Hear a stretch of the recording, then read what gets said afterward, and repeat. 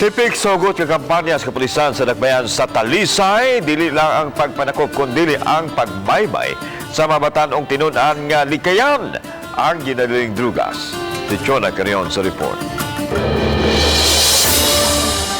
Gilusad sa Talisay City Police ang estudyanteng isog kontra droga lamdag ang kaugmaon kun Uplan Sidlak. Una nilang gibisita ang mga tinunan sa Haklupan National High School. Ang mga batanon may dali kayong madala sa tentasyon. Mato ni Police Major Gerard A. Spilare, ilang gibaymayan ang mga graduating students nga likayan ang ginadiling drogas, illegal gambling ug pagsalmot sa fraternities. Gipahimangnuan sab sila sa daotang epekto niini ug inay musud sa mga daotang bisyo, magtuon na lang sila tarong.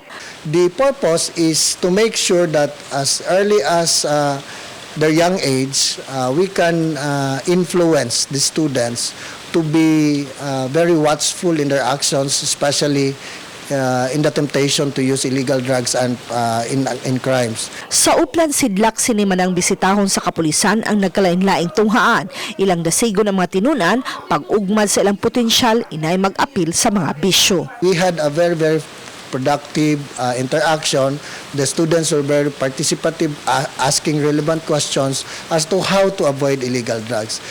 Ubani Renante Quinones, Chona Carion, Balitang Bisdak.